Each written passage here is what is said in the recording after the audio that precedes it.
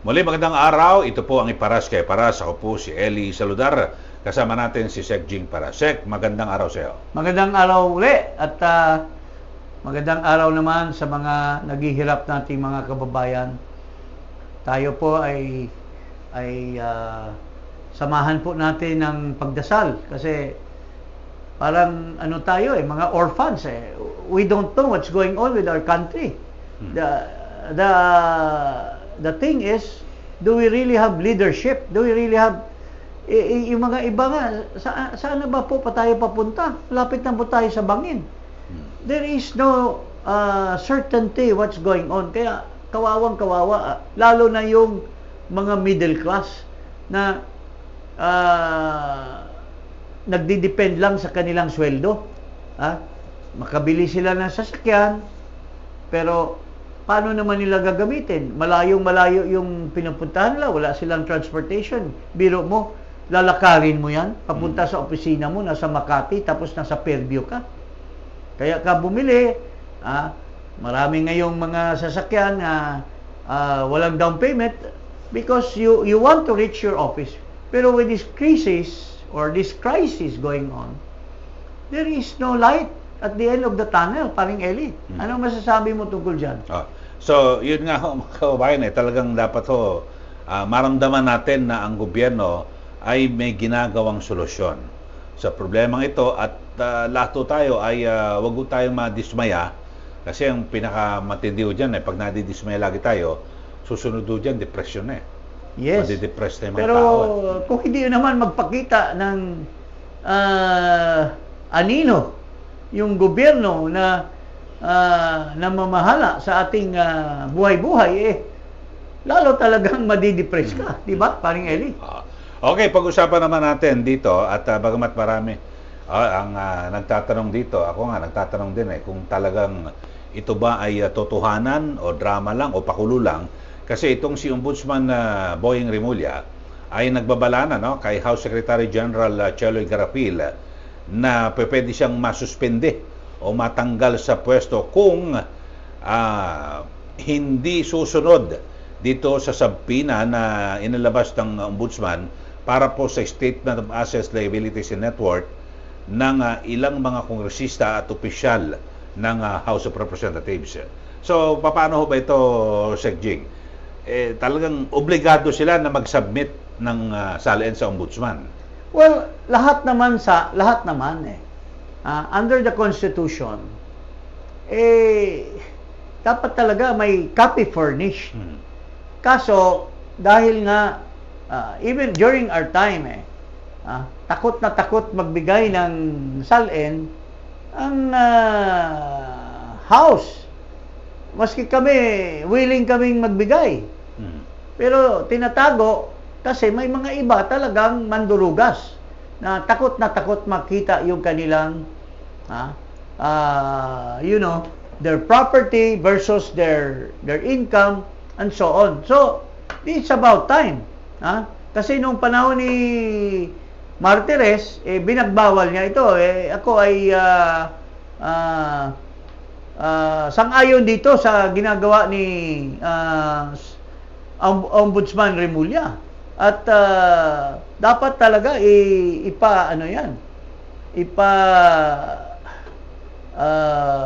ano ba yan? Isabit nila sa Ombudsman kasi ang sinasabi sampahan ng ano yan, injunction or ano yan si Garapil. Parang isa-set down na contempt daw kung sakasakali kasi naglabas ng subpoena. Yeah. Pero dito ay gaano ba kahalaga ito, Sec Jing? Kasi sabi ho ni Ombudsman Remulla, kasi gagamitin nila ito sa investigasyon sa actually flood control. Nagsabi na nga siya na hiniling ng House Committee on Justice at he was willing to give the salin of the Vice President. Well, why should you single out the Vice President? Bakit hindi lahat na opisyal? Even the Senate, they should also submit. Even at ngayon, hinihiling niya yung sa House of Representatives. Pero may isang special mention si Ombudsman Remulla dito kay dating House Deputy Secretary General Ponyong Gabonada. Sino ba ito, Sec Jing? Ito, utusan lang ito. Ano lang ito? Isa sa mga ordinary assistant doon sa office ni Majority Floor Leader. I remember that because I used to frequent that place when I was the PLLO official. In fact, ito nga yung irony dito sa Punyong Gabunada. Because nung panahon na yon, alam ko, si Majority Floor Leader, Martin Romualdez, talagang gusto niyang magkaroon ng linya kay President Rodrigo Duterte. And gusto niyang malapit din kay Vice President Sara. Why? Because at that time, malaking tingin ng mga members ng Congress kay VP Sara dahil at that time mayroong transition pa between Alan Cayetano to Alan Lord Velasco. So, ito si Speaker, ginagamit niya ito si Punyong na parang conduit niya para pag may mga ipapaabot siya or may mga pinapa-spy sila na gusto nilang malaman tungkol sa mga galaw ni Vice President at galaw doon sa mga Duterte, itong Punyong ang nagmamalaki na malapit siya kay VP Sara. Parati niyang binibida na ito si VP Sara ganito, ito si VP Sara ganito. Tapos bigla na lang makita mo na yung loyalty niya kay VP Sara ay na kay Martin Romualdez na. Dahil pala dito sa mga akusasyon na siya na pala ang naging pagkatapos nung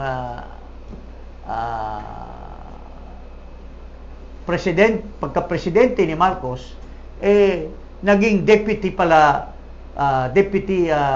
Secretary General. At doon ngayon, yung mga akusasyon na may mga maleta-maleta itong ginagawa. Ano pa bang mga, sa kinalaman mo, anong mga akusasyon dito sa Punyong Gabunada? Kasi ang di umano, may mga report na isa ito sa mga kumilos na sa mga flood control projects at iba't iba mga proyekto. Kasi siya ang nagsisilbi di umano, tao, nooy Speaker Martin Romualdez. Kasi ganito nga yan if I recall, maraming mga congressmen na pinagbibigyan sa mga ibang, mayroon silang district pero nakakuha din ng mga iba-ibang project sa ibang mga districts. Lalo na yung mga contractor congressmen. At mayroon din mga districts na walang congressmen. At ang caretaker ay si Mr. Martin Romualdez. At doon ang maniobra nila. In fact, mayroon dyan, with due respect, mga malapit din sa akin to dahil mga branch ko. Pero ginamit din ito ng mga bagman. Ika nga, yung mga, may mga taga doon sa Palawan, may mga nakausap ako kasi nagreklamo yung anak ni Hagedorn. May kausap akong isa dyan, sinasabi niya na ang may control sa mga pera ay ang kanyang amo, na napakataas dyan sa House of Representatives.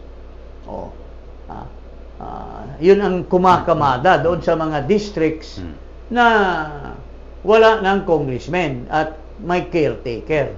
So, marami silang pondo na nilagay doon. Kaya, starring ito si Gabunada. Diyan sa mga maniobra na yan. Sabi nga ni Ombudsman Boyeng Rimulya, kailan masilip yung kanyang salin kasi kasama siya sa iniimbestigan na posible conspiracy dito sa plunder. Yes. At mukhang sabi, pag kakasuhan din daw itong si dating Speaker Romualdez at gayon din po si dating Senate President Chis Escudero.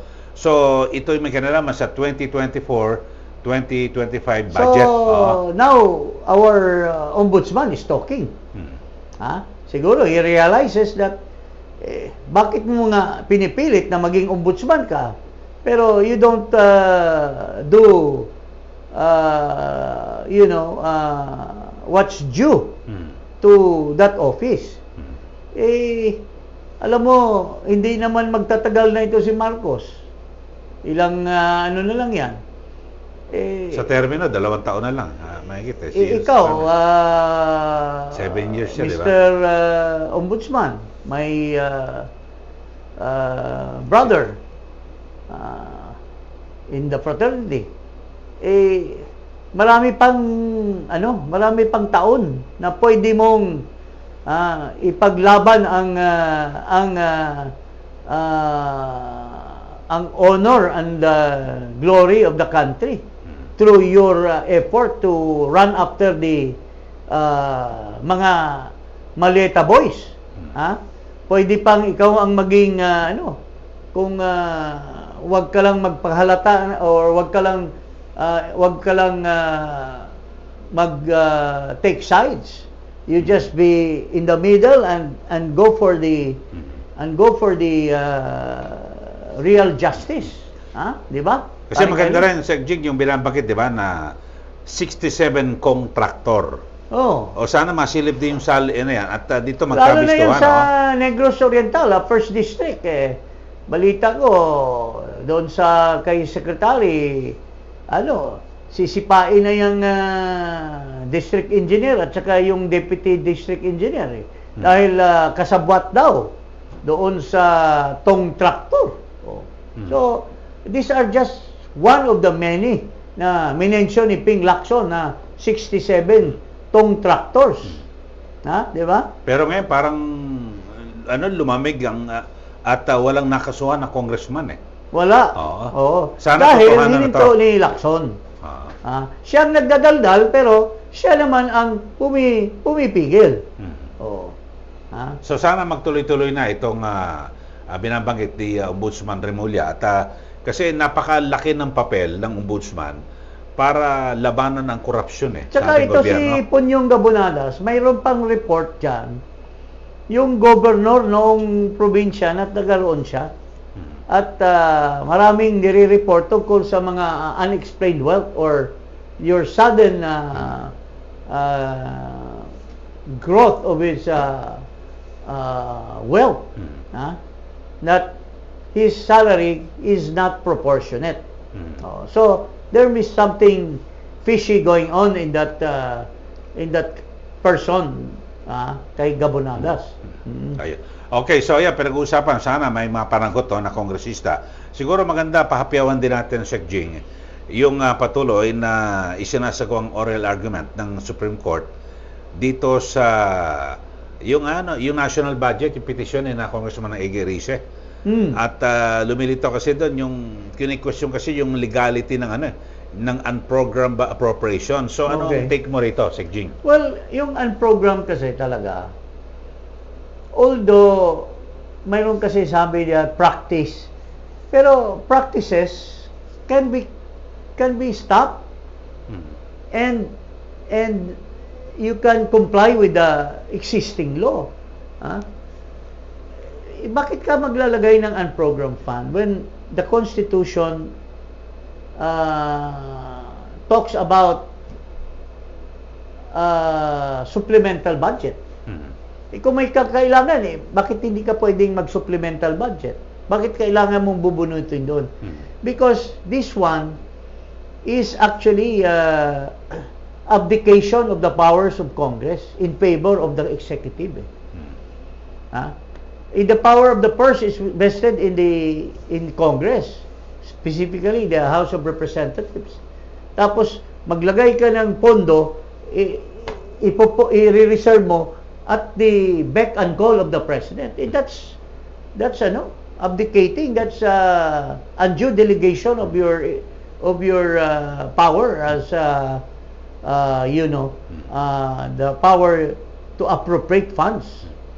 So talagang inabuso yung unprogrammed Inabuso. Kasi may kinikwento nga, narinig ko lang interview kay Congressman Ege Rice kasi matagal na rin siya naging kongresista. Sa mga nakarang administrasyon, mula kay GMA, kay ERAP, Pinoy at kay PRRD, lahat naman may unprogram, pero malilit lang daw kasi pang emergency lang daw yun eh. Pero ngayon, parang doon itinambak, ibinubuhos. Because may plano na nga. There is already an effort. Oops. Yan. Ito, wasak eh. Naputok? Oo, sira. Hmm? Buti di ako bagsak. Muntik ka na mabagsak? Sira na. I-cut mo yung tapiro? Hindi, mamaya, ito natin. So, Sige. so yung ano kasi, unprogrammed funds, pinlano na yan eh, na doon itatambak at doon nila lulutuin yung flood control. Yun ang purpose. At ang may control, ang Pangulo. At sila Romualdez. At wala nang control si Saldico dyan kasi hanggang doon lang siya sa pagpasa sa House. BICAM. BICAM. Sa BICAM. Pero pagkatapos ng na-approve na yung BICAM at pinirma ni Marcos at ang laki na ng unprogrammed fund, doon na nila dadalihin yan. So, nasa discretion na ng Pangulo? Nasa discretion na ng Pangulo kung sino ang bibigyan niya, kanino niya i-appropriate yan, kanino, Actually, that's technical malversation in the real sense. Kasi wala namang appropriation ng Congress lump sum Pero yung specific deployment of the funds wala diyan sa doon sa unprogrammed provision. So talagang madali maabuso at ang matindi diyan pwedeng maibulse yung madali hindi mo At saka with that pwede silang kumuha ng ibang pera sa ibang katulad ginawa sa PhilHealth. Sa yung bank deposit, yung PDIC. Pwede nilang saksakan. Kaya para pati yung ibang mga project na, di ba? Yung sa subway ba yun? Sa subway, binawasan at nilagay nila Dinivert sa doon. dilipat. No. So talagang matindi pag-abuso. So maganda itong ginagawang oral argument ng Supreme Court para siguro matuldo ka na yung there pag-abuso. must be an end to that once and for all. Kasi di na-justify na, dati naman ganito dati. If this was a violation in the past, there is no reason why it should continue, di ba? Kasi natatandaan ko sa ako, nakuberan pa kita noon dati sa Congress sa House yung may mga ganyan mula kay FBR tapos walang negligible yon meron silang gagawin halimbawa yung mga supplemental budget halimbawa kung kailangan talaga di ba magpapasa ulit ng supplemental budget pag ka ng special session to pass that yun dapat ang pero hindi ibinubuhos sa program walang kasi ito lang kay Duterte yung COVID dalawang supplemental, yung bayanihan. Bakit hindi? Kung gusto ni Duterte, di pinalagay na lang niya sa program fund. Bakit niya nagpasa ng batas nagpasa pa ng dalawang batas, bayanihan 1 and bayanihan 2. Because nagre-respeto si Duterte sa ligang batas.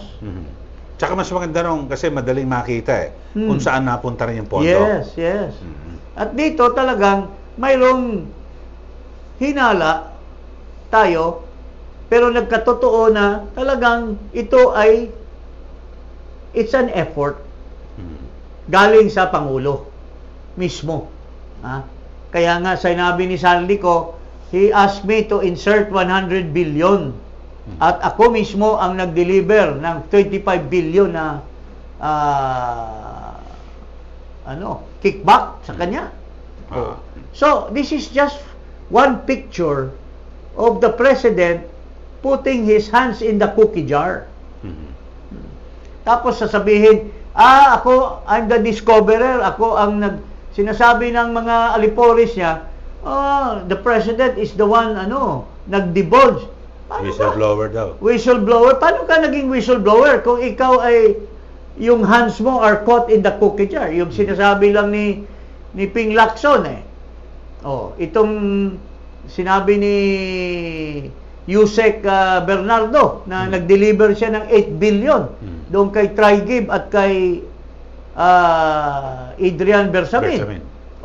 Ngayon napatunayan ito doon sa statement ni Bersamin doon kay Libistre na nag-uusap doon sa text message, nag-uusap si Marcos, pinag-usapan yung 8 billion na saan napunta yung 8 billion. Napunta sa mga senador sa kampanya. Napunta doon sa isang artista na performer. Maraming nandoon na detalyado yung 8 billion. So ang kausap ang Pangulo, so he is aware that yung 8 billion ay galing sa kickback. Bakit hindi ito iniimbestigahan? Pero maganda sana kung yung lumabas na yung mga magagandang ebidensya sana sa Blue Ribbon.